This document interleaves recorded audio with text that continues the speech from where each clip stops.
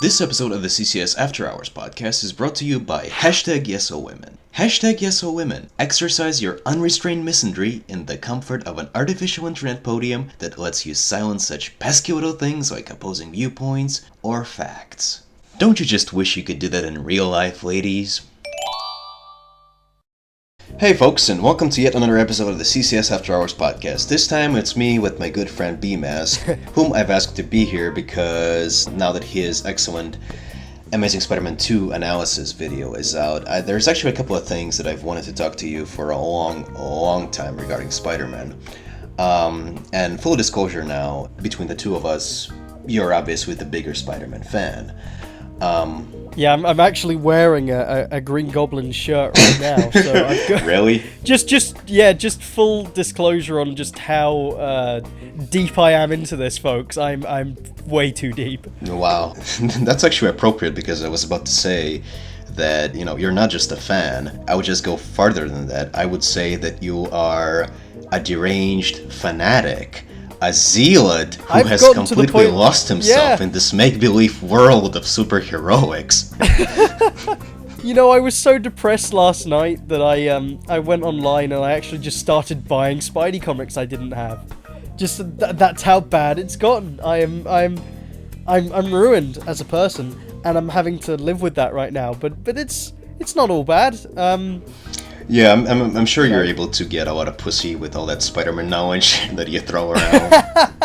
just walk into a bar with the Green Goblin shirt. I killed Spider-Man, No, that would actually be Den's slot. So, yes, I made a video, and it was incredibly long. It was 16 minutes, and it was me talking about how fucking awful the new Spider-Man movie was, but also how terrible the franchise kind of is in general. Yeah. And yeah. That's part of the reason why the title of the video is The Amazing Spider-Man 2 Movie Analysis, repeated offenses, yes. Because most of what you bring up, it's been not a constant running theme so much as just, they keep making the same mistakes over and over again. Yeah, people forget that if you look at I should have brought this up in the video, but if you look at the concept art for the Lizard for Spider-Man 4, it's exactly the same as the concept art and, of course, the final design of the Lizard in the Amazing Spider-Man movie. Mm-hmm. And because what's happened is, yes, they've cosmetically changed the cast and director and sort of immediate crew, but the creative team, by and large, are the same kind of people that Sony have in their employ. So you're getting the same kinds of terrible designs and ideas from the same people who've been giving you this shit. I mean, why do you think the Green Goblin has been so consistently terrible? Mm-hmm. And in this weird sort of tech vein. I mean, the fact that I thought they were going to go for the ultimate Green Goblin look. Which probably would have been even worse. Yeah, that is. It's amazing, actually, how Ultimate Spider-Man as a visual concept has dated worse than any of the, of its predecessors, which is amazing. Yeah, because, you look at the classic Green Goblin, and it's basically a guy in a Halloween suit. Yeah, and that might seem a bit goofy, but then again, given the upcoming Arkham Knight game, when you have that great Scarecrow design where he looks like an actual, Scarecrow / kind of ghoul creature. Yes. With all these drapes and the hoodie. Because the thing about the Green Goblin is that, and we're probably getting ahead of ourselves, but whatever. Have you seen those interesting concepts that I believe his name is Alex Ross made for the first Sam Raimi movie? Where you have the where he has the sword and stuff. Yeah, where the Green Goblin kind of looks like the Scarecrow because it's basically the original design from the comics, but it's kind of stitched together. He has this like Freddy Krueger face and this hoodie, and that's really all you need. That's how the Green Goblin should look like. It's just this guy who dresses up like a Halloween monster and flies around on the glider. Like that's really all you need. And he's again, like I said, like a Halloween creature or something. Yeah. And yet they consistently miss the point. It's no, he's just a walking Power Ranger, or no, it's a mutation, and he has these cybernetic things that kind of make up his ears or something. Yeah, the ears thing bugs me especially. They don't need to do it, but they feel... I almost felt like when I saw Dane DeHaan turn up on Spider-Man 2 for the first time, the first thing that caught me were his pointy ears, and I thought, oh god, that's why you got the job, wasn't it? Like, it wasn't your excellent performance in Chronicle, it was the pointy ears that they chose you for. Right, we don't need to spend any money on, prosthetics or makeup or costumes or masks or anything. No, just, he already looks the part, so, Yeah, exactly. It makes it easier to cast. They'll find a guy who's got a mutation that makes him look exactly like Spider-Man. They'll go, that's the guy we want. Bring in Mr. Tumor. It's all good. No, it's really superficial, the whole thing. Right. But before we get ahead of ourselves, let's scale back a bit and let's discuss the current state of the Spider-Man movie franchise up to this date. Yes. Because obviously you've talked about all the flaws of the 5 films that exist at this time. But I'm also curious, what were your thoughts on the original Sam Raimi trilogy and the first Amazing Spider-Man film? Because I don't think we've ever actually discussed the pros and cons of those movies. Well, funnily enough, I actually went back and watched the first Spider-Man movie last week, because after I made the video, I was like, you know what, I need to go back again, and I knew them very well beforehand, but I wanted to kind of, once it was all done, actually watch them, sit down and really engross myself in without having to think about analysing them. Just sit down, watch them as movies. Right. The first one, it is amazing how much it's dated again, because it really feels like it's in that sort of tail end of the Batman Forever cycle, when superhero movies were basically just about pretty much selling the toys. Right. As Joe Schumacher put it, they're called comic books, not drama books. Toyetic, yeah. God, that's a fantastic... there's a documentary on the making of Batman Forever, and it's literally just 20 minutes of people saying, we are so sorry. As they should be. Yeah, exactly. But with the first Spider-Man movie, I think what works about it is the villain. Yes. Because there was something about films made back then where you weren't going for the hero, you were going to see the bad guy until sort of Iron Man happened, and then you got back to that Superman thing of you went to see Robert Downey Jr. and Christopher Reeve. Right. I don't think anybody really went to the Spider-Man movies because they wanted to see Tobey Maguire, but I think everybody went because they were interested in Alfred Molina's take on Doc Ock and what they were doing. William Dafoe with the Green Goblin, yeah. Yeah, because the emphasis is...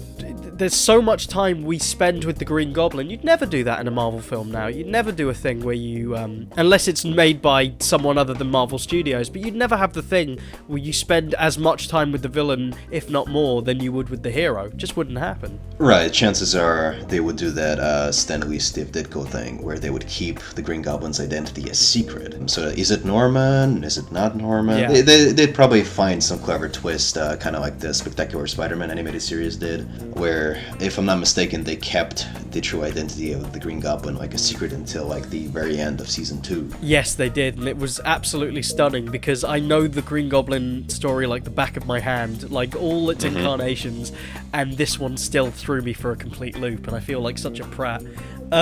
It was very cleverly done, but in the new movie, the Green Goblin is admittedly, by the director himself, only there so that they could have the Gwen Stacy scene. That's never a good sign. Yes, exactly. And my sister actually sent me a quote from him where he said the reason he put it in the clock tower is that he wanted to show that time was running out for Spidey and that things were finally ending and every second was going... Yeah, that sound sums it up. Are you alright there?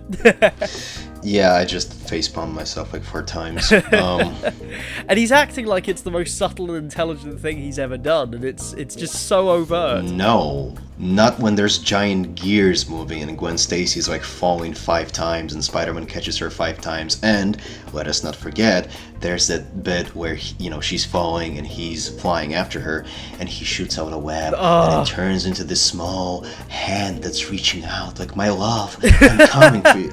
Jesus Christ. We all let out an almighty groan when that happened in the cinema. That was incredibly cringeworthy. That is a 12-year-old's idea of how to visually present emotion. It's as if it's not enough that both of them are falling. No, it has to be a little hand. But that's why I appreciate what Sam Raimi did more than Marc Webb, because when Sam Raimi did the films. Yes, they're not necessarily anything particularly groundbreaking or anything... Or accurate to the comics, yeah. Yeah, but you know what? They don't try to be anything necessarily amazing. You know, they try to be something that children can enjoy to continue to enjoy the legacy of Spider-Man, you know?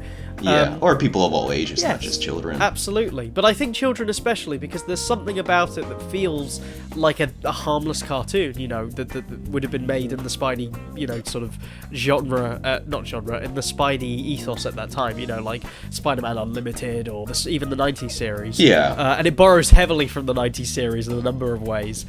But, you know, it's like, it's funny because a couple years ago, like 2 years ago, and I still sort of stand by this, I would have said I don't think Spider-Man 2 is as cracked up as people say it is. Mm-hmm. You know, people act like, oh, that was the second coming of superhero movies until Iron Man came out, and everybody went, oh, that's what quality looks like. But having said that, there is something about what Alfred Molina and Tobey Maguire do in the first half of that movie that's actually kind of really good. That it is unlike a lot of other superhero movies at that time.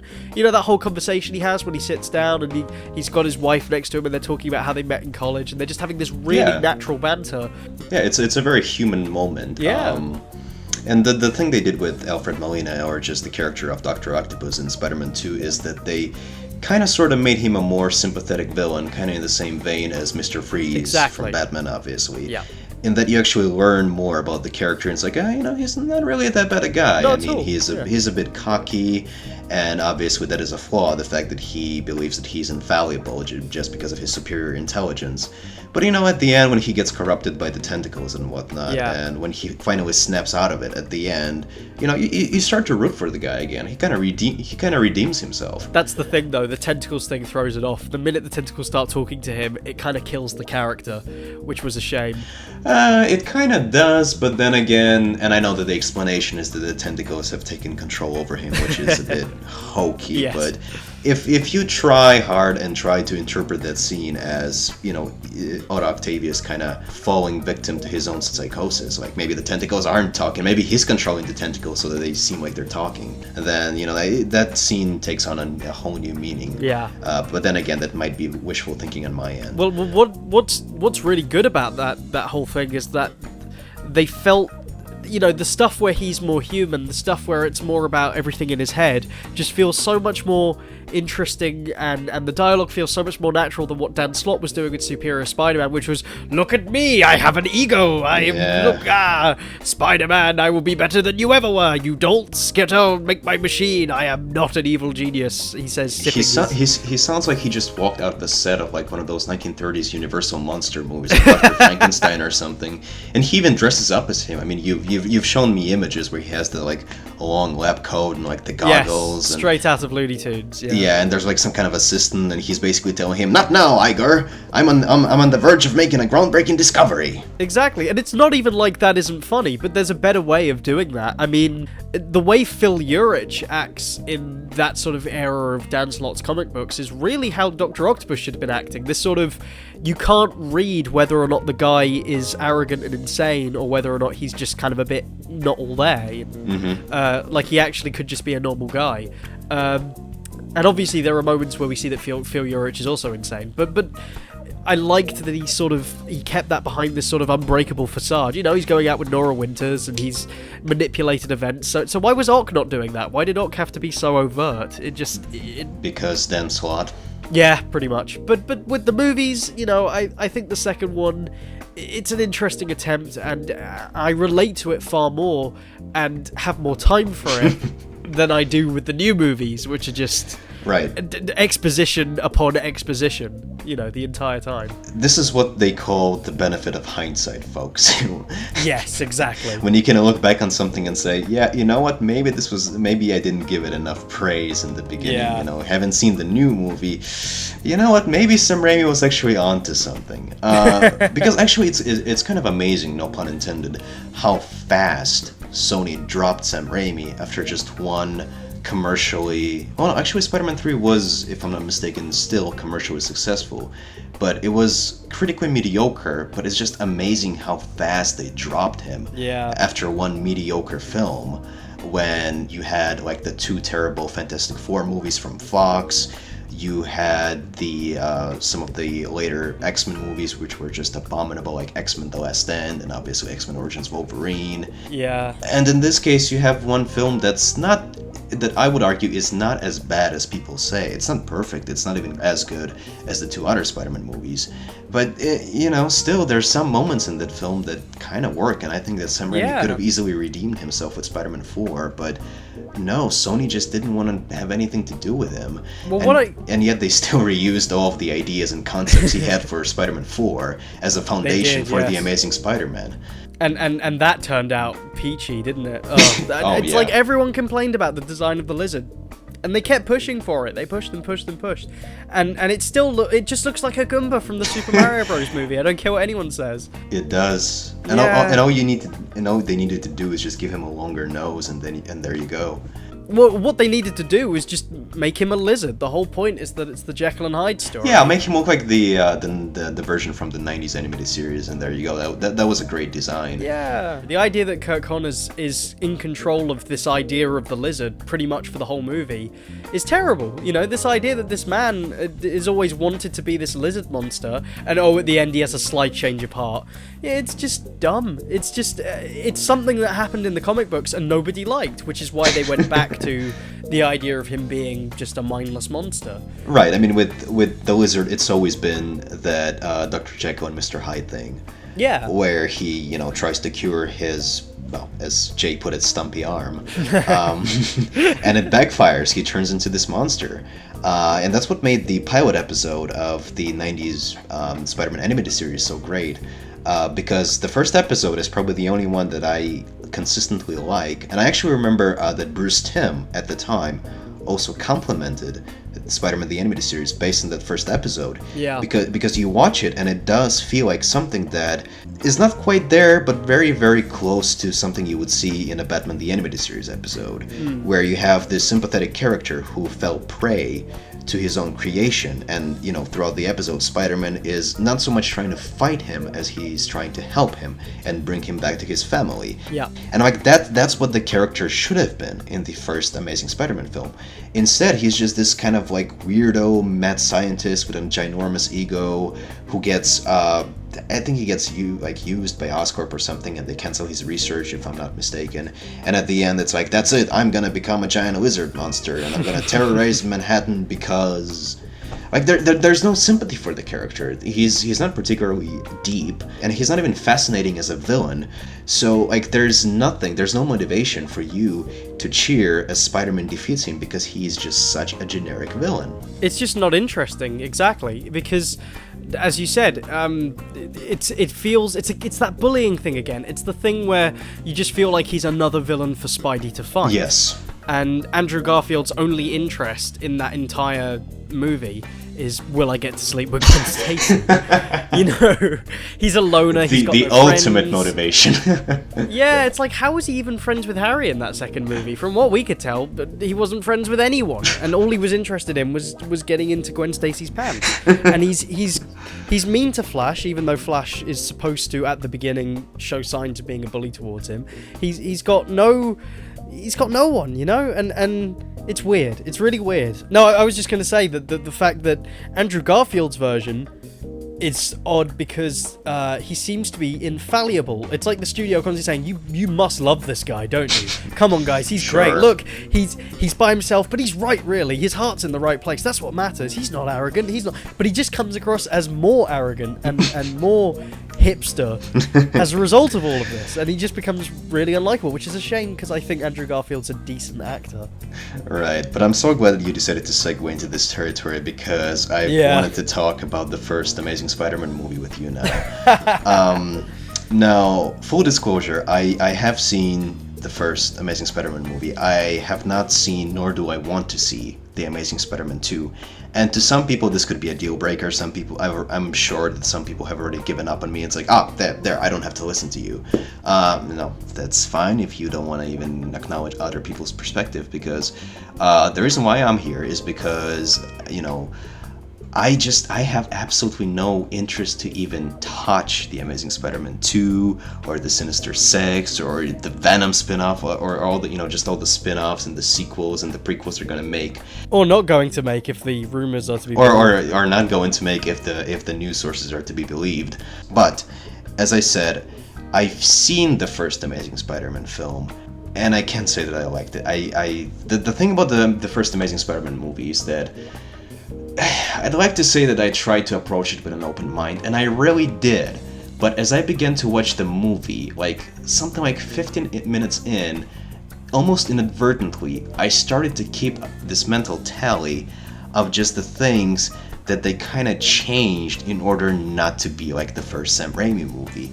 And it was really hard to ignore, because most of the stuff they changed, it was a really important part of the Spider-Man mythos, especially with the origin story. Because it's like the thing where Uncle Ben almost delivers the famous line, with great power comes great responsibility, but he doesn't. It's like, well, once you have, it's like your father said, once you have the power to help people, it's almost your obligation. I was like, oh, why didn't you just say with great power comes great responsibility? Oh, that's right, because Sam Raimi did it. It's such a shame, because Martin Sheen is a brilliant Uncle Ben. But that's mostly because Martin Sheen is a fantastic actor. Right, but he is constantly hampered because, Uncle Ben played such a pivotal role in not just the first Sam Raimi Spider-Man film, but the entire trilogy. So in this case, and this is something I was going to address anyway, Uncle Ben is pretty much disposable, because Uncle Ben's death, it was just glossed over. It was just... if there's one thing that I'm going to compliment Sam Raimi on, is the fact that I believe that he perfectly captured the death of Uncle Ben in the first film, because it just had all the right emotional notes as it should have had. Yes. Spider-Man gets all this power, he decides to potentially abuse it for his own benefit. He partakes in this wrestling competition, he gets bamboozled, or he gets ripped off by the manager, then the thief comes in, he lets the thief go, it's like, fuck you didn't give me the money, and then bam, Uncle Ben is shot, he's killed, and Spider-Man wants revenge, and it's like that moment when he finally, he still has the shitty costume, but still, that's when he becomes Spider-Man, that's when he jumps on the building, that's when he starts swinging on webs, and it's exciting, it's thrilling, and then when he finally catches up with the thief, holy shit, it's that guy, it's Peter Parker's fault. It was like a gut punch. It had all the right emotional tones. In the new movie, however, the reason why Peter Parker flips is because, fuck you, Uncle Ben, you didn't tell me the truth about my parents, where's my father? And then he storms off and goes into a fucking convenience store, of all things, where he's not given the proper change or something, or the cashier is just rude to him. The whole parents thing is the most stupid angle you could possibly take, because why would Peter be affected? It was years ago. Right, and it didn't play any kind of role in the original story, because yes, Peter Parker was an orphan, but it wasn't like the Batman thing where the death of his parents had any impact, because Peter Parker, unlike Bruce Wayne, he still lived with his Aunt May and Uncle Ben, who essentially acted as parents to him. They still raised him properly. So yes, he was an orphan, but it never played any kind of role, because Spider-Man was never about the mystery of his parents and what happened and all the connections and Oscorp is behind all of it, because no, it didn't matter at all, because Spider-Man, and this is something that you brought up in your most latest Beyond Pictures video, is that Spider-Man is basically all about growing pains. It's about a teenager who is a nerd, who's not popular with the girls, who is constantly being bullied, and then he gets all of this power. He starts abusing it until, the Uncle Ben incident, and that's when he realizes that, no, just because I was given this blessing, which is also a bit of a curse, it doesn't give me a right to just go and beat the shit out of Flash, because I have to be the bigger person. I have to be a better individual than that. So it's really all about, and the reason why and maybe I'm wrong about this, but the reason why Spider-Man was initially made as a teenage superhero, if I'm not mistaken, he was actually the first teenage superhero, wasn't he? He is one of the first, yes. I don't know if Johnny Storm counts, but yeah, he was basically the first solo teenage superhero. Right, and the reason why I always saw it that way was because, Spider-Man getting his powers and whatnot, it is a good metaphor for puberty, or, moving from your teenage years I got a lot of that through the first Spider-Man movie. There's that bit where Aunt May knocks at the door and says, any change? And he goes, yeah, big change, and I'm just like, oh my god, this is about hair, finding hair everywhere. Peter, I went through this when I was your age. You know? Big change, yeah, whole 6 inches of it. Yeah, so it's kind of overt, yeah. Yeah, but it's you know, the way I always interpreted it wasn't as overt. It's just the fact that, you know, you have all these physical changes. You get taller, you get physically stronger, your voice changes, and maybe like the chicks start paying attention to you. You get grow 6 arms, you start climbing up walls. Every kid's been through it, you know. You make your jokes, you laugh. Anyways, and you know, again, Peter Parker, he becomes more socially competent, if I'm not mistaken. He starts hanging out with Harry Osborn and all of these people. So essentially, and again, this is something that a lot of people have brought up, is that Spider-Man is essentially like a soap opera with superhero elements. It's more about the human characters than just, oh, he becomes a superhero, but there's this large mystery behind the disappearance of his parents, and Oscar is onto him, and all that nonsense that's going on in the new movies. Do you wanna... I'm kind of absorbing all of that, because that was sort of a fantastic breakdown of what's wrong with this new the new movie, is, you know, especially the first one. What's wrong with the new movie is that, and I've already said this about the first Amazing Spider-Man film, is that what they did was, with the new movie, they tried so hard not to be like the Sam Raimi movies that they decided to scour through like the, you know, some of the most obscure Spider-Man stories and find elements and villains that have not yet been done by Sam Raimi. As a result, do you remember that character in the first Amazing Spider-Man film, the Indian guy who was meant to be like this proto-goblin in the comics? Dr. Rather or something, I believe his name. Yeah, something like that. And I remember people started making all of these like theories about how, oh, that's how they're gonna set up the Green Goblin. But he only did that movie because his kids wanted him to, and then, you know, that, and he was only in the movie for like 20 minutes, and he just essentially acted as a racketeer of sorts for Norman Osborn. Like, it could have been literally anyone, just Norman Osborn's his right hand. That's like, I'm taking the research from you, Dr. Connors, fuck you. Like, that was his role, but they made such a big deal out of the fact that, oh, he's based on this obscure character who was the proto-goblin, and this is gonna set up the Green Goblin origin story, and it didn't. No, did absolutely jack shit to move that storyline onwards. And then in the second movie, it's even more sort of out of the blue. I mean, the whole thing with Harry just feels so flimsy, and so uninteresting as well. There's absolutely nothing that makes you think that these two characters are in any way connected. I think it's also worth mentioning, as much as I feel that James Franco is such a crackhead that I honestly cannot look at him and take him seriously. The relationship between him and Peter at least sort of kind of exists. At least it made sense. And what I really like is that Harry is still the rich son of billionaire Norman Osborn. Right. But they don't. He's just another kid going to high school. In the new series, you know, Pete goes and meets Harry for the first time, who's been in Europe in, you know, hiding. Because it happened in the comics. I can give you no better reason. And all of a sudden, they've been best friends forever. They've been, not only that, but Harry is, to make the point that he is a rich kid. They've dressed him up in a little mini tuxedo, and he's got these hipster glasses he puts on, and he's got the comb over, while Pete is just in his normal hand-me-downs. I'm like, you don't need to batter the point home, because it doesn't give us anything. Just showing this character is richer than Peter. Oh, look at what different worlds they're from. Well, that just makes it even more confusing that these two should ever be friends. They seem to have nothing in common, and they seem to be so far removed from each other that you'd think that the whole point of the script would be to show that no, they actually are the same, but it just drives them further apart. I've never seen the point missed more completely than in the new film. Right, I mean, because in the first Sam Raimi film, there's that bit when, you know, Harry Osborn is introduced. He's been driven to the museum by his father in a Rolls Royce, and he's like, no, I don't want to, you know, exit out of a Rolls Royce in front of all my friends, just park, you know, behind the corner, you know, people don't need to know that I'm rich.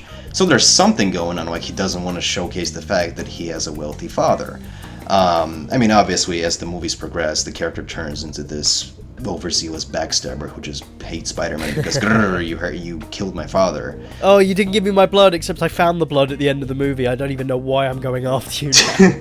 Yeah, well, that's even worse. But now that you've mentioned the supporting cast, another thing that pissed me off royally about the first Amazing Spider-Man film is how, prior to the movie's release, they kept harping on the fact that the Flash is gonna have this extensive role. That unlike the Sam Raimi movie, he's not just gonna.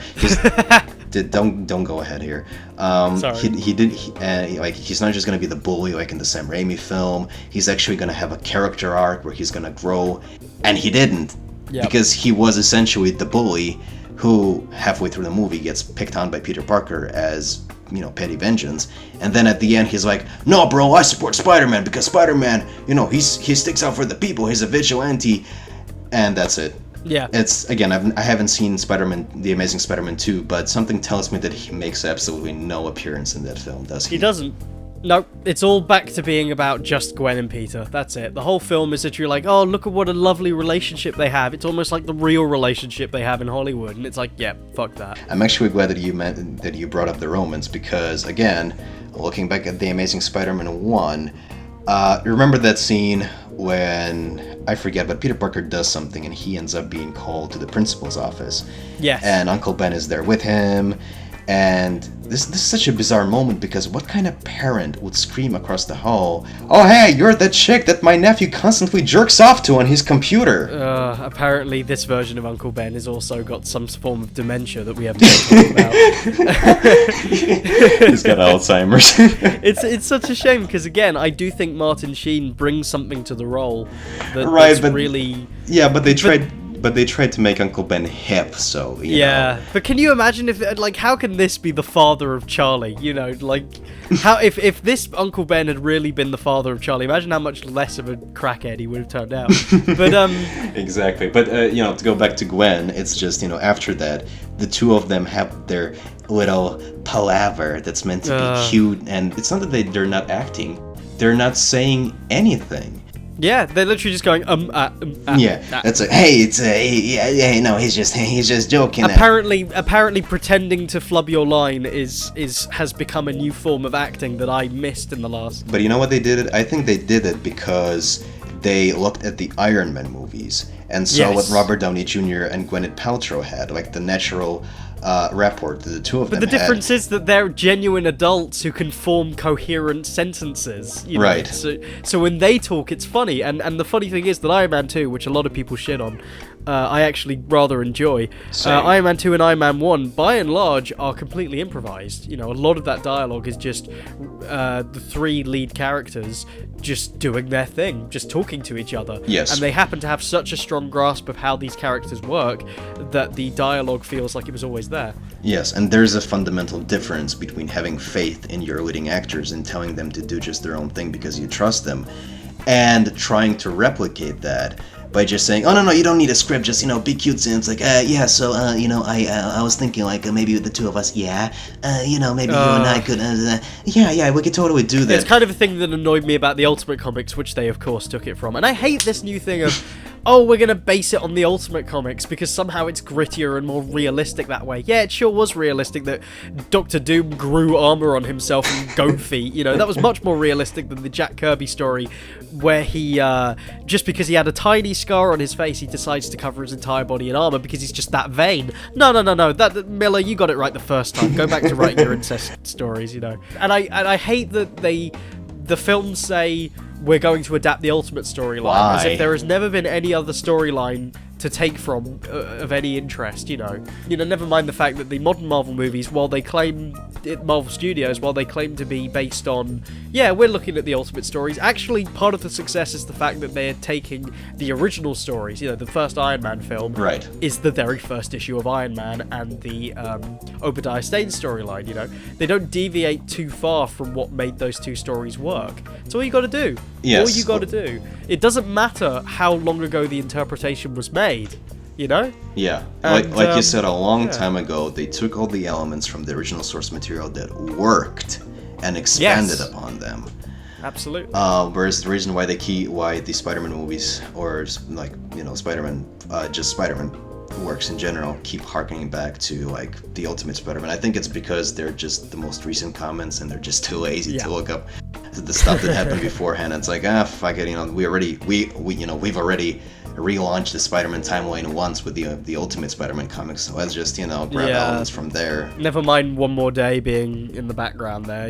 We gotta try and keep this shit narrow. But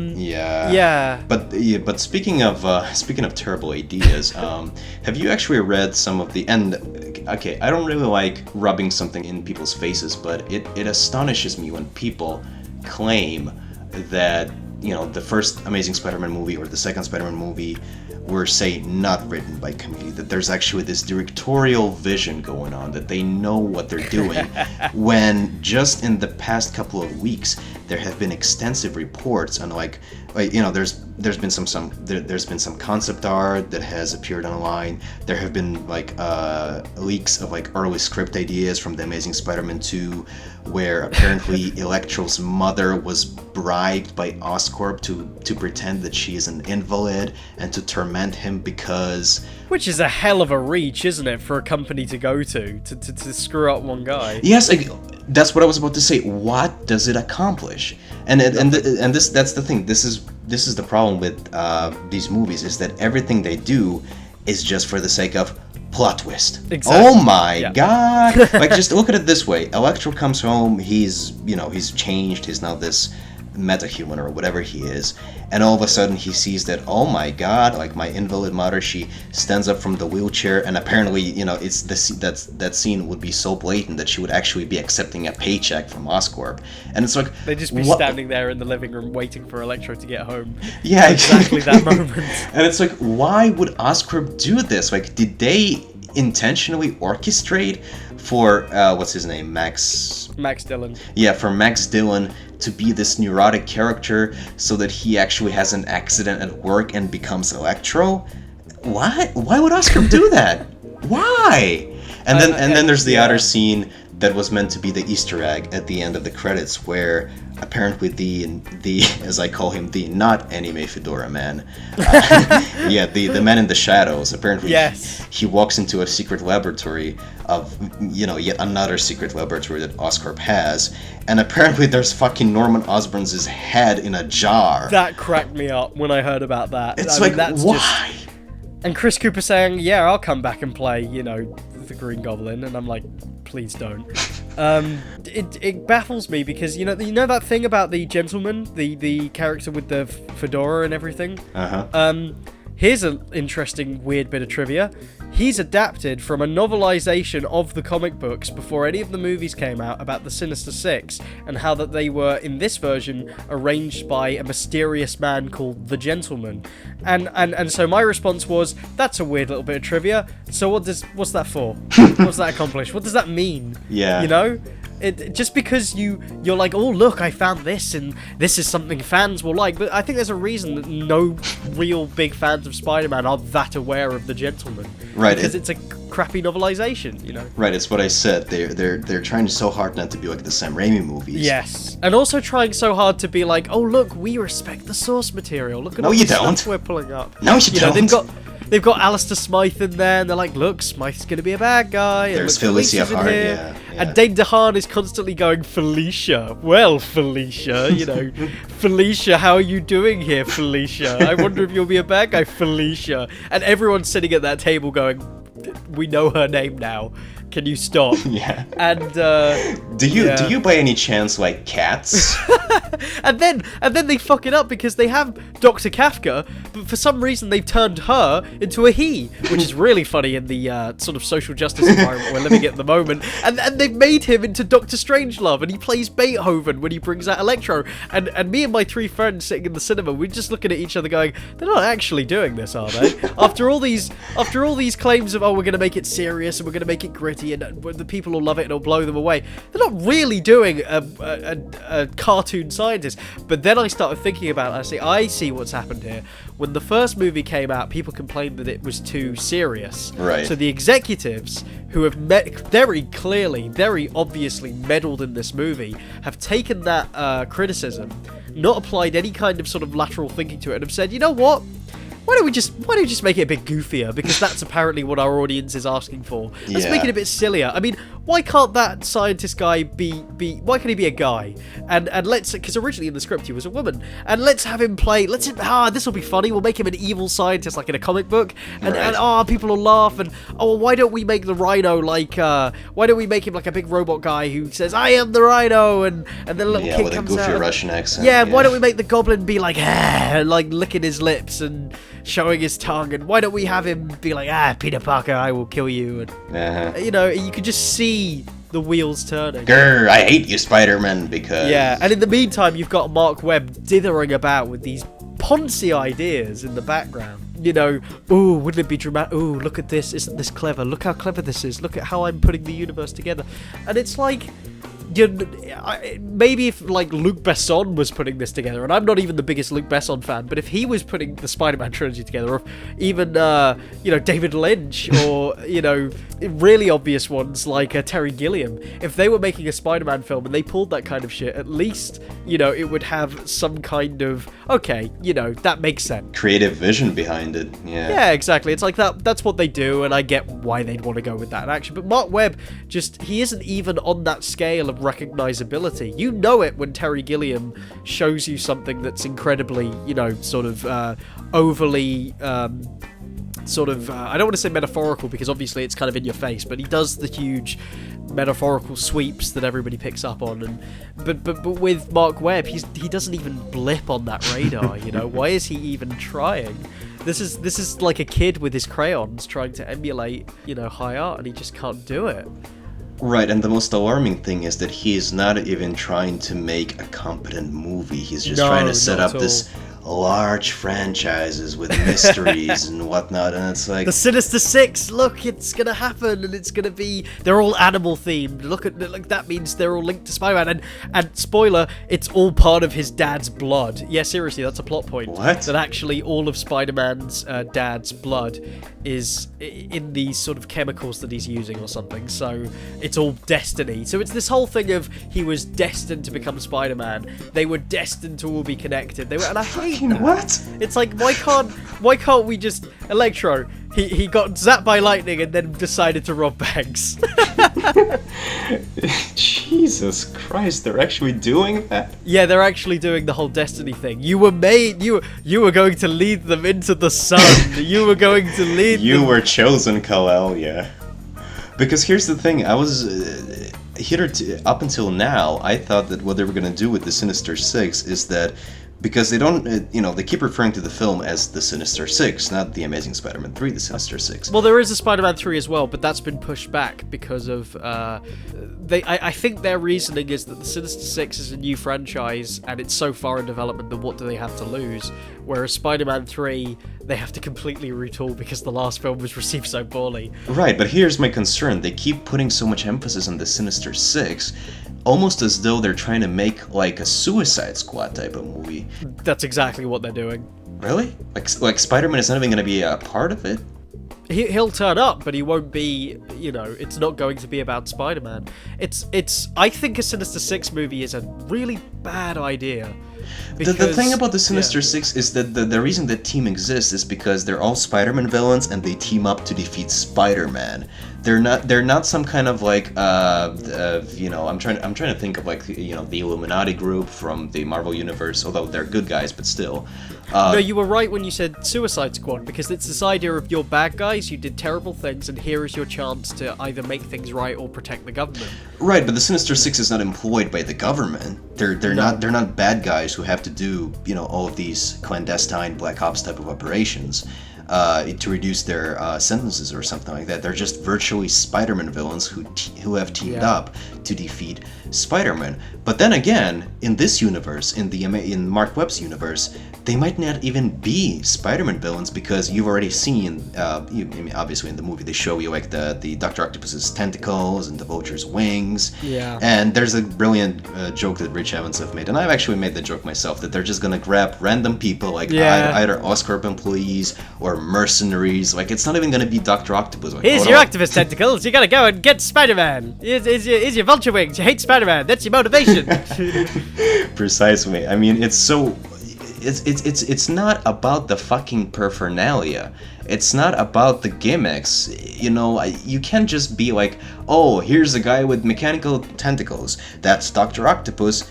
No, it's not. It's it's some random Oscorp employee that you've put into the tentacles. That's not Dr. Octopus. I don't care. Like, they keep putting so much emphasis on the Sinister Six and the you know, all the Spider-Man, we're gonna have this massive team-up movie where all the Spider-Man villains are gonna team up, and it's like, to do fucking what?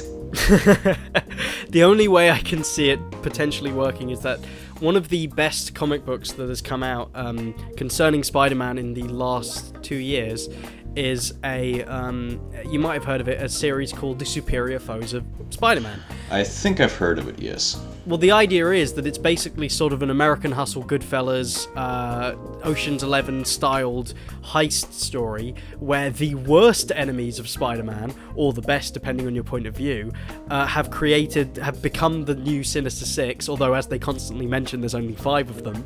Mm-hmm. And the idea is that they're sort of training themselves to get better, they're going out and taking other jobs, they're dealing with all of the higher level Spider-Man villains who aren't even that high level, but they're so much more above these guys that they become intimidating, like the Chameleon. Mm-hmm. And I can see them doing it as sort of this endearing ragtag bunch of villains who, you know, are just, we never actually see Spider-Man, but they're so intent on, you know, becoming better villains and getting better recognition that they're pulling off all of these insane, you know, heists and risky business endeavors. But I don't think the new movie's going to be a heist movie. I can't see it having that dynamic. Yeah, I was about to say, in order for them to pull off such a concept, you have to know these characters. Exactly. First, you have to establish them. They have to have individual personalities and chemistry between them. Yeah. Like there's that upcoming Batman Assault on Arkham, I think, animated film that is actually going to feature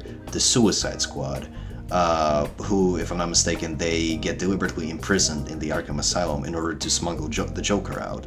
And that's an interesting concept because you know these characters and they have these personalities that kind of not necessarily mesh, they collide with one another, but that's what makes it so interesting. And in this case, it's like I said, it's going to be either mercenaries or random Oscorp employees, and it's like, I don't give a crap that he's wearing the Vulture suit. That is not the Vulture. Like, I think in the film they can do a thing where they make you care about the characters in the first 20 minutes, but again, I can't even think beyond that point because Sony has been so terrible at producing that kind of content, you know. I don't have any faith in them that they'll make a movie that interesting. But you know what? I wouldn't worry about it because Sony made about 7 bad decisions in the last 3 years. You know, After Earth happened. Okay. Yeah, seriously. And they let After Earth happen. Smurfs 2 happened. No. The new Spider-Man movie happened. Elysium didn't do very well. And apparently the story came out that the guy sort of okayed a lot of these decisions, was like, oh, don't worry, we're Sony Pictures, we'll be alright, we'll walk out of this okay. We've got all these big properties. But of course, people stayed away because all the movies were shit. And apparently they were saying things like they were playing Sex Tape inside of LA, and of course it was scoring well, but outside of LA they'd play it and the film was doing abysmally.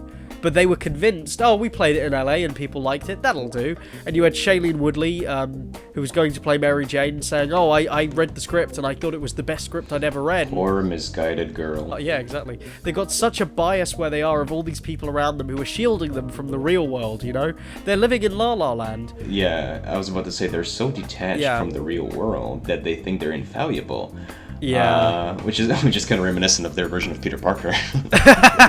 That's a very good metaphor, really. I mean, they're wallowing in their own, you know, money basically, and it is the most stereotypical take on a corporation because they really don't know what's going on, and you know, they're firing people who've been there for like 20 years, and they're just really, they're losing their shit, and they were sweating up there apparently when Spidey 2 did badly, and the losses have been huge from what I've heard. So I would not be surprised if the Sinister Six film is either the nail in the coffin or if it gets pulled, because let's face it, the Spider-Man 3 movie has already been pushed way back. And you have people like Roberto Orsi or whatever his name is washing He's his left. hands off. Yeah. Yeah, and Andrew Garfield saying, well, I don't know if I want to do this for another movie, you know. After saying, oh, I'm a big fan of Spider-Man, and all I ever read were the Ultimate Comics. That's what they call professional ass kissing. Yes, there's a lot of that going on. But you know, I don't normally side with this point of view, but I think, yeah, they need to give the franchise back to Marvel, because it's gonna kill them. You know, the way they're going about it, unless they completely rehired and restructured the way they approach films, it's gonna bomb. It's gonna bomb real bad.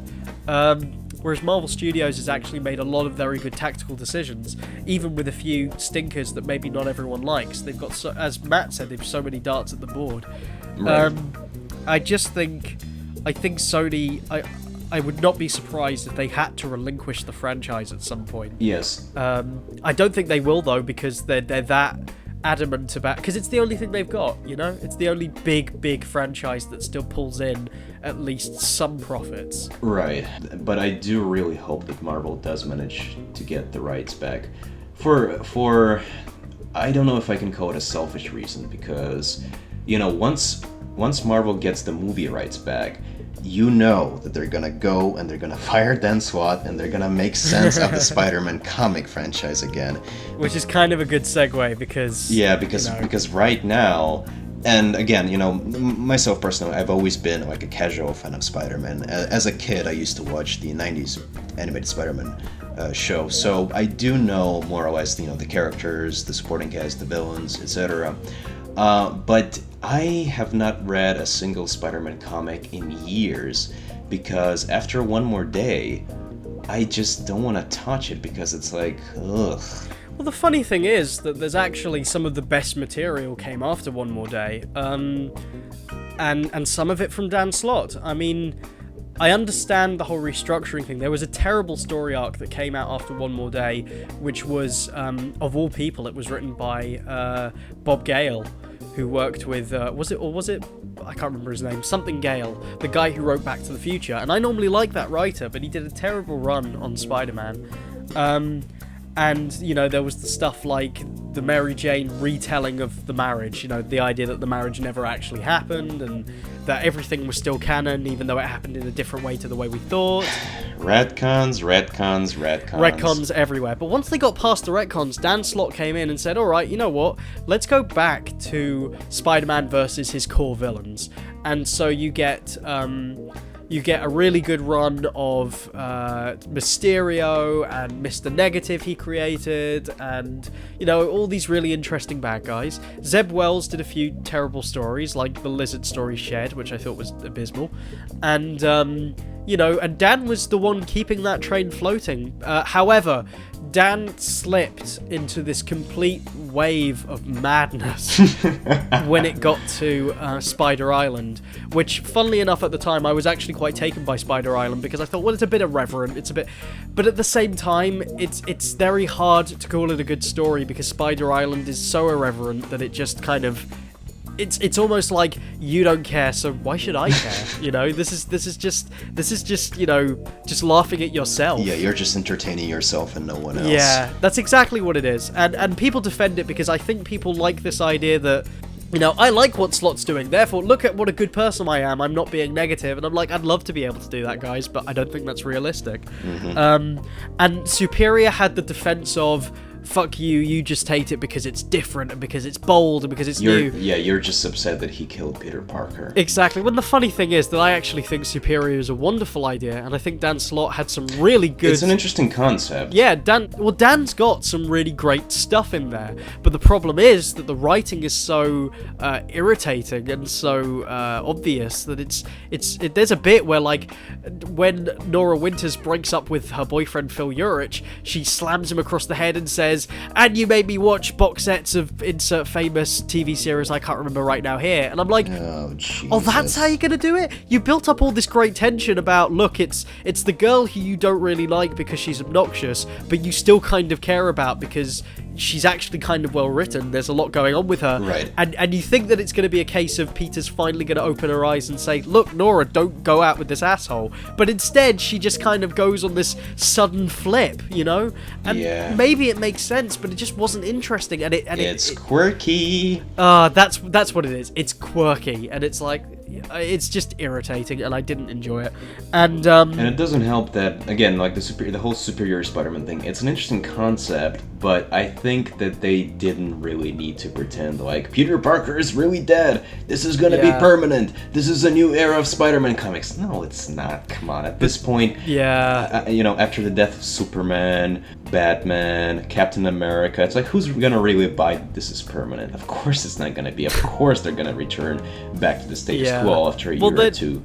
But just the way they kept insisting, like, you fool, you really think that this isn't gonna be the new norm, And he's done it again. He's done it again, like, literally yesterday. They had the Spider-Verse panel at Comic-Con, and apparently Dan was saying, that all the Spider-Man characters you know about from different universes are popping up, which we knew about for a while, and he says, don't get too attached to all of them, some of them are gonna get hurt. And I'm like, you use that fucking excuse every time. And I know what he's trying to say. It's like, look, I'm a good writer because I take characters you care about and I do shit to them. And I'm like, there's more to it than that, you know? There's more to drama than just, oh, you like this character? Bam, dead. Yeah, but it's not even that. It's this whole idea of I'm shaking the status quo, which already reverted, you know.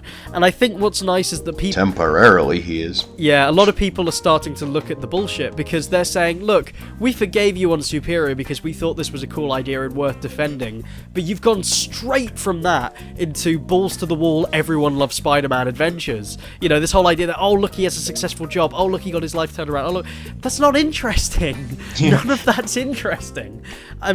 That was something I was about to bring up because I actually, yesterday, in preparation to this discussion, I took a look at like the Marvel wiki, and just to catch up with what's going on with Spider-Man, and I was appalled because from what I've read, Peter Parker has now become Tony Stark Jr. Yeah, he has. But Peter Parker has turned his life around and become a successful, character with very few hang-ups, and he's very, he cracks jokes around his friends, and I'm like, well, I like that he's not angsty anymore, but I also like when he wasn't angsty when he was a teacher and teaching little kids. Do we have that was interesting. Yeah, exactly. That felt like a natural progression from the character. Yeah, he's a superhero, but he's a teacher because he's always been a science nerd, so... Exactly. And it's really off-putting now, this whole thing that they're doing, where it's like, nothing happened, we're going to launch into Spider-Verse, and Dan's sort of be like, there'll be a twist that you won't see coming, and it'll be amazing, and it's like, I just want the writing to be good. I don't care anymore. Yeah, that's exactly what we're asking. Just write good stories. Forget about all this PR campaign where it's like, oh, nothing's gonna be the same. Or, the consequences will never be the same. From her father. R.I.P. Jesse Slaughter's dad. Yeah, it's like, no, just drop the facade. No one buys into it, especially after Superior Spider-Man. I'm just really sick of, if it's not the Marvel Universe being like, look at all these massive events, it's Spider-Man being, look how great Spider-Man is, look what a big massive event Spider-Man's going through, look how everyone rallies around Spider-Man. But I just, I'm kind of bored with the whole thing. It has become really saturated. Yeah. Every time it goes in an interesting direction, every time somebody twists it and makes it crap. Even in Spidey's history, it's never been great. The Hobgoblin story ended on a real whimper. The Venom story didn't end as people thought it was going to, because actually Venom was originally meant to be a pregnant woman. It was never meant to be Eddie Brock. What the fuck? No, but it was kind of cool, because it was about this woman who Spider-Man killed her unborn child by accident, and as a result there were several panels where, until the lead up to Venom, a character who had gained the symbiote was they didn't activate his spider sense, so they were kind of grabbing his leg as he went near a window or pushing him in front of a train, and then because the editorial got screwed, they said, oh, we'll make it this guy Eddie Brock. And so that was a complete ass-pull, which is why the 90s series is actually better than the original comics, funnily enough, in that storyline. And then there's the stuff with Carnage, and Maximum Carnage went on far too long and was silly. And then we had the Clone Saga, which was ridiculous. And you know, it's like one after the other. Then suddenly Clone Saga, and then we had a good run, but then suddenly we're dealing with Sin's Past and The Other and Morlun. They keep bringing back Morlun. They need to stop it. You might as well be speaking some foreign language right now, because I didn't understand any of that. I know. But that's the problem, that nobody remembers anything. So you say to someone like Armor Wars, or, you know, Sentient Armor, and, you know, Demon in a Bottle, and all these things are kind of like, that's interesting, and you know, they're all really solid arcs, and the Iron Man series, not saying that they haven't hit their own brick walls, right? But, you know, with Spidey, it's just become so messy, and it's really odd that for such a popular character, he has such a shit record, you know, outside of his kind of original adventures. Right now, the only thing that I read regularly, you know, annually, every year, is the Marvel Knight Spider-Man, which, of you know, fucking Mark Miller, I hate his stuff usually, but I love what he did on Marvel Knight Spider-Man, and I actually like what he did with Civil War too. He's a good writer, he just, you know, gets there up himself. So I would recommend to anyone who wants to read a good Spider-Man story that you don't really need any prior knowledge of, read Marvel Knight Spider-Man. It's quite intense and quite fun. Well, I'm glad that after an entire hour of shitting on the Spider-Man franchise, you actually brought up one positive thing. See, people, we are unbiased. Yeah, I told you. There is positive stuff I could say. I can also point you in the direction, I think I have, of the good Dan Slott stories, of which I hope there'll be more. Or Spectacular Spider-Man, if you're Spectacular looking Spider-Man for a series to watch, yes. Yeah, absolutely Spectacular, which actually draws on a lot of Marvel Knight Spider-Man. And you know, I'd recommend some of The Other, and I'd recommend some of the Gauntlet, but it's really difficult because I just feel like nobody's got a hold of him who knows what to do with him. Even Spectacular, which I love, it's the kind of thing where it's like, why does the Venom symbiote also have a spider on his chest and the Spider-Man eyes? And why does Carnage also look like Spider-Man? Why do the symbiotes happen to look like the Spider-Man suit? And why? Because recognizability. But it's all that kind of stuff. Like in Batman, these things are sort of explained in a way that makes thematic sense, but also forgetting all of the stuff that's in the universe, it matters to the story, you know? It all adds up. Whereas in Spider-Man, it kind of feels like they're there because, that happened in the comic books because sales. I mean, I've got a pitch of Spider-Man I've been working on, heavily inspired by the work of Max Landis. You know, he's really got me excited about storytelling again, but I don't want to do it in the same way he's done it because that's his thing, and, you know, it'd be really, you know, annoying to take his shtick and use that somewhere else. But I'd really like to see if I could do if anybody's interested in seeing it. I'm thinking of basically either drawing it myself or getting someone else to help me with it, and pitching it sort of as a blow-by-blow series. So like, this happens and this happens, and just getting these ideas out there to see what other people think. And if people are interested in that, let me know and I'll do it. But, you know, I know, I say this knowing that I will never get a chance to deal with this series, which I guess is why I sort of get a bit impassioned about it, because there's this idea of, well, I might as well just get this off my chest now. Well, you know, if you write a formal apology to Dan Slott and do a bit of ass-kissing, then maybe he'll give your ideas, you know, a look through.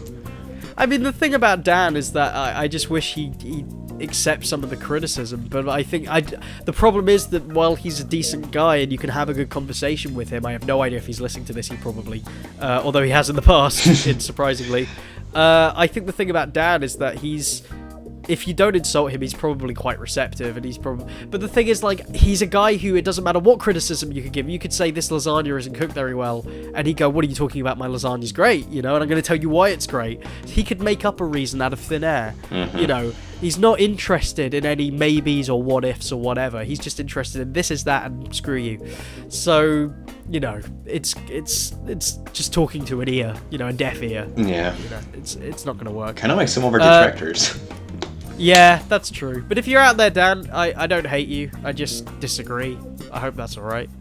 But to wrap this up, I don't know. At this point, like I said, I've always been a casual Spider-Man fan, but I just don't want to touch anything Spider-Man related these days, because it seems like all the intrinsic, like, messages and ideas of the character, they just got lost in the sea of continuity and reboots, relaunches, retcons, etc. It's at this point where it's like, and I'm pretty sure that people could, say the same thing about, say, Batman. It's like, what? Jason Todd is back now? That's ridiculous.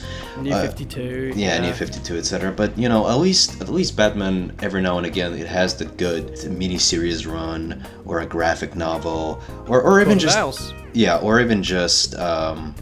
like you said, a short run like Court of Owls. Or, actually I've been reading Zero Year, and it's not that bad. It actually has a couple of interesting ideas. It is basically a massive, it is basically a massive retcon, but it still has some interesting ideas. And again, it's all about the individual stories. But with Spider-Man, I know that, like I said, the Spider-Man mythos, they are basically kind of like an ongoing soap opera, but that's also, it's like a blessing and a curse, because the problem with a lot of soap operas is that once you're 500 episodes in, you just don't know what the hell is going on here. It's like, what? This character is pregnant and this character is back from the dead. It's like, what? I just don't care. Exactly. If you put anyone in front of the Clone Saga, they give up. That's it. I'm done. Don't need to read that. Not just the Clone Saga, but just the Spider-Man movies. I mean, with Marvel gearing up to release the Avengers maybe 2 next year, or I've been thinking of actually going out and checking out Guardians of the Galaxy, mostly because it's James Gunn, and I like James Gunn as a director, and I'm curious to see what his take on these characters will be. Plus, it's such a bizarre concept, especially from Marvel, that it's like, might as well just see it as like this anomaly thing. So yeah, with Marvel. Well, I was about to say with other studios, but it's basically just Marvel, because, you've seen what DC is doing with the whole Batman vs. Superman teaser thing. Look, we have a Wonder Woman now, and it's like, yeah, that looks like Wonder Woman, Great job, guys. Well, actually, it looks more like Xena, the warrior princess, but... That's what everyone's been saying, yeah. I mean, it's kind of like, you have a Wonder Woman. Has Zack Snyder left the project? No? Well, I don't care. Yeah, exactly. And I mean, the big reveal, aside Wonder Woman, of course, they did at Comic-Con this week, was that the short teaser footage where you have Batman, the Batsuit. Yeah, standing there in the bat armor next to the bat signal, and he lights him up, and bam, there's Superman. And in the corner, Zack Snyder's like jerking off. Yeah, furious with masturbating, like, I finally adapted. No, not himself. He's beating off Frank Miller. Look at what I did for you. Yeah, it's one massive circle jerk. But one thing I would say is that I'm pleased to hear that apparently Zack Snyder has finally accepted the fact that the version of Superman he has created is this massive, malicious tyrant with the glowing red eyes and everything. Yeah. It's like our hero, ladies and gentlemen. He's a monster. But at least they've acknowledged it, so. I will wrap this up with a short little anecdote from something that happened recently. In my last video I made concerning Dan Slott, which, by the way, contrary to popular belief, folks, I'm not necessarily massively happy with how that all went down, so, it's not one of the things where I completely stand by it and I'm like, I'm perfect at this criticism. It's like, no, I'm aware that there were things I could have handled differently. Right. And I said at the very end, I can't wait for better writers like, Chris Hastings to come out with Longshot Saves the Marvel Universe. Mm-hmm. So recently, my friend finally gave me Longshot Saves the Marvel Universe. I was like, I've been waiting to read this for ages, and I read it. And halfway through, it suddenly becomes a story about Superior Spider-Man. And it suddenly becomes a story about how some of the things we read about him actually wasn't his fault. It wasn't actually Dr. Octopus who set up that bomb when Johnny Storm was involved. And it was this guy going, haha, Dr. Octopus. And also, that the readers who hate Superior Spider-Man, they'll get round to it eventually. They'll all learn. apparently that validates Dan Slott's writing. Hastings, I am disappointed. Confirmation bias, the comic book. And while Frank Miller's getting jerked off by Zack Snyder, Chris Hastings is jerking off Dan Slott. I am sorry to the both of you because I don't hate you, but god damn it, guys. Jesus Christ. Couldn't have been more. I don't believe in conspiracy theories, but maybe they're teaming up to drive me insane. I don't know. I was about to say, and people call us a freaking echo chamber. What makes you say that? Alright, so you've made it to the end of the podcast. That's great. That means that we haven't actually bored you to tears yet. Anyways, as we mentioned in the previous After Hours discussion, we do intend on ending these from now on by answering a couple of your people's questions or fan mails or whatever. So if there's anything you want to ask us, just go to Shishercat Studios and press on the Contact Us button, fill out the necessary form, and hey presto, we will receive your email. And as we said, the more unique and interesting your email is, the higher the chance that we will read it on the air. Anyways, today we have 2 questions, and the first question is from a fellow named Matthew. We're not giving away last names just in case, Just in case they find out it's Matt just filling up the inbox. Yeah, we totally got all of these questions from our friends. We didn't write any of them up ourselves. Or sign them with our own names. But that's Anyway, so this gentleman asks, the subject of his email is Children and the Internet, ? And the actual message reads, I'm curious about a topic that me and my friends have been talking about, and I was wondering what all of your guys' opinions are on children and the internet.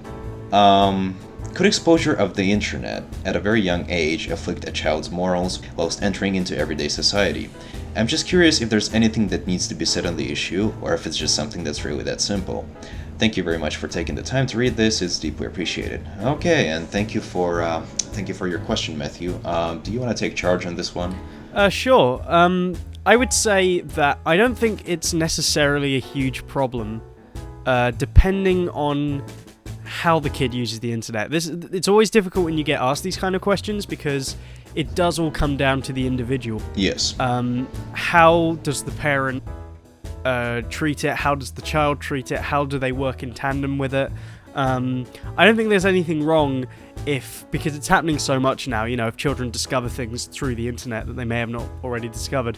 But again, that comes down to how the parent deals with it afterwards, and, does the child let them know? Do the parents find out? I think it's only really dangerous, and this is something you were talking about, Max, when the kid uses the internet as a learning tool, because while that doesn't always turn out terribly, I think if you're going on forums and using that to... And this is speaking as someone who's done this in the past.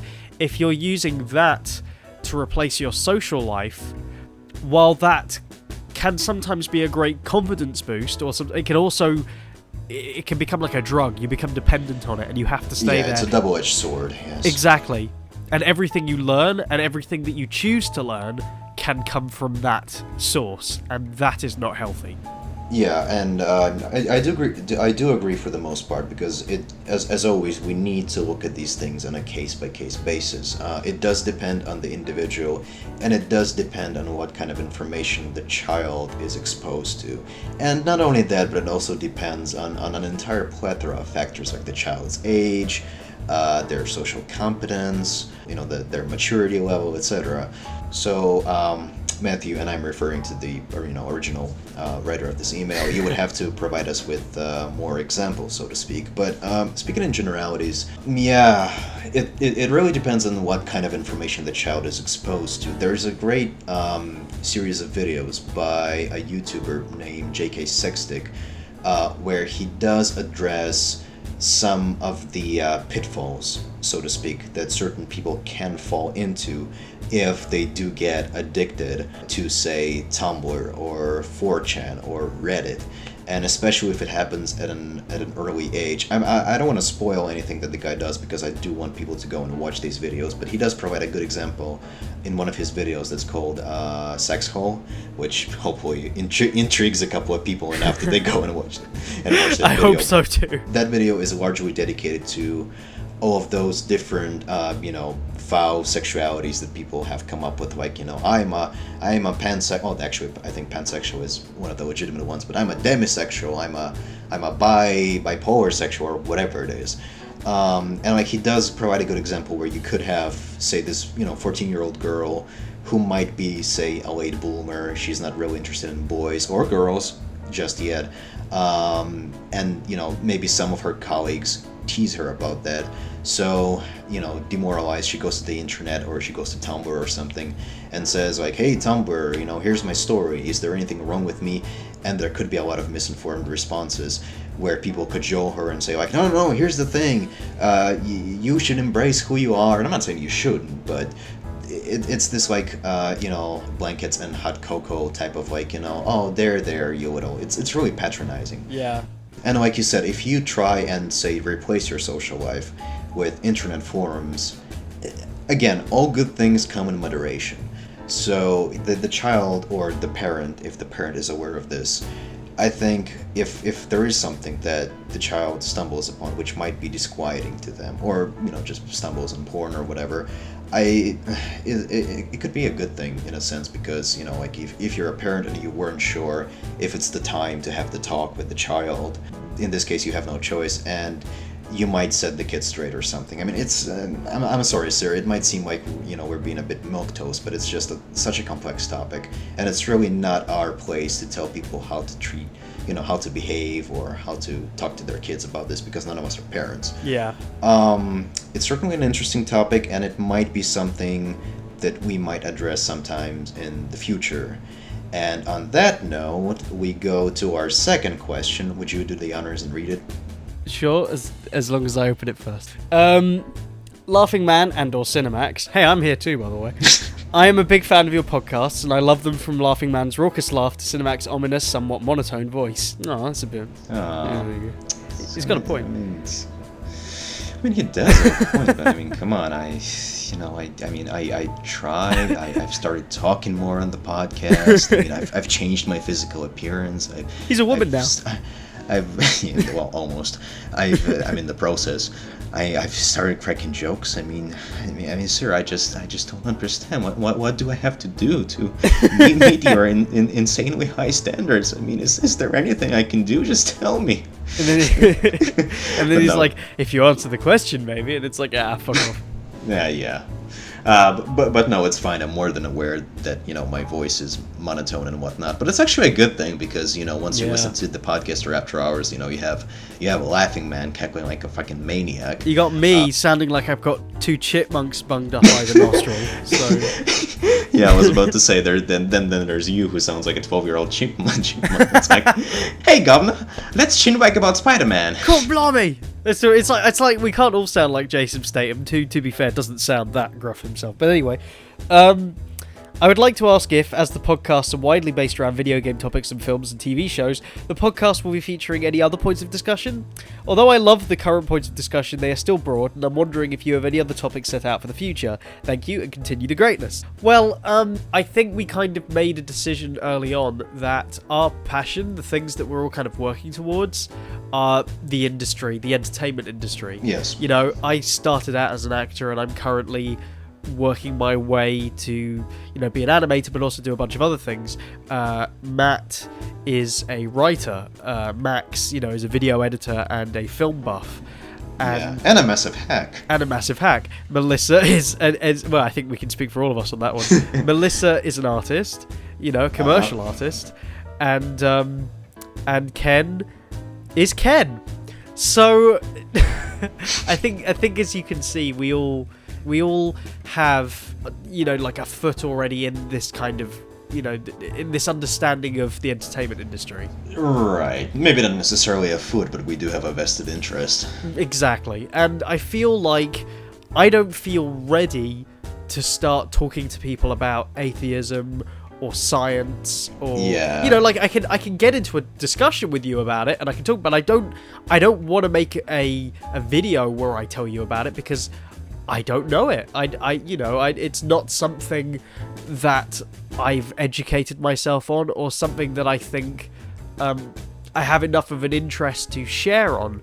Don't get me wrong, I'm fascinated by people who know this, but you would go to those people, you would not go to me.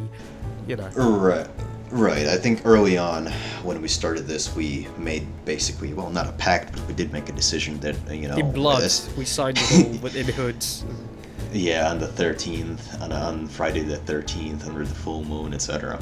But no, we made a decision early on that as far as CCS stuff goes, we will stay away from more or less serious topics like politics or religion, because it's really not our place to tell people what to think.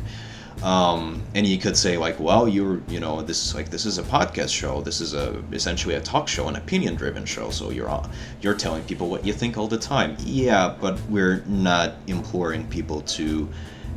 We never claim that we're right.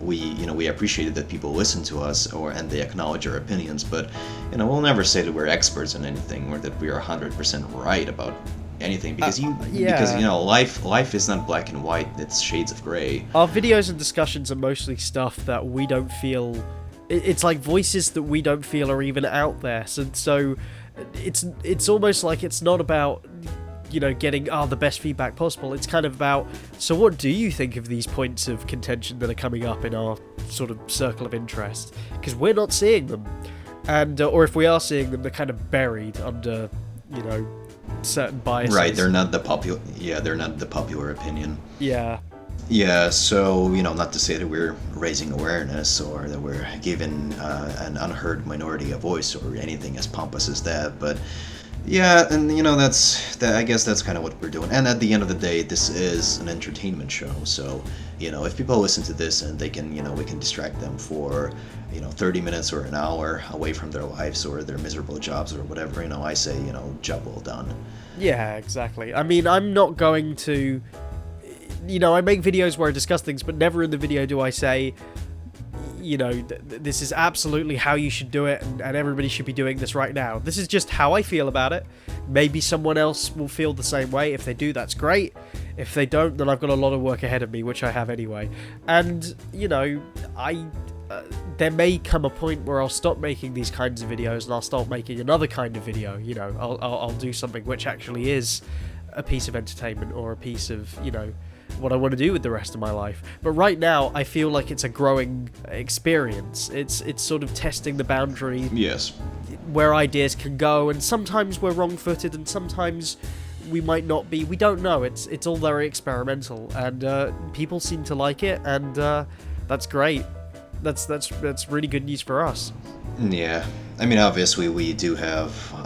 The question itself was about future topics, but just to give a more well-rounded response and leave a little bit of foreshadowing, we are currently working on more content. There is a new CCS video podcast currently in the works that, without giving away the topic, does act as a sequel of sorts to our Yellow Game journalism discussion, and I'll leave it at that. Obviously, we're also focusing more on after-hours discussions these days, just so that people can have frequent content to entertain themselves and pass the time while they wait for a new video podcast or a new Beyond Pictures video, etc. And on that note, we hope that we've managed to answer all of your questions for this week. And as I mentioned in the beginning, if you have any more questions, then just go to our website, click on the Contact Us button, fill out the necessary forms, and keep them coming, guys. We do actually enjoy answering these. Do we? I mean, yes, we do. Well, listen, we're kind of contractually obligated to say that we do. Otherwise, Laughing Man will beat us and take our money away. Oh boy, I think I've said too much. Anyways, until next time.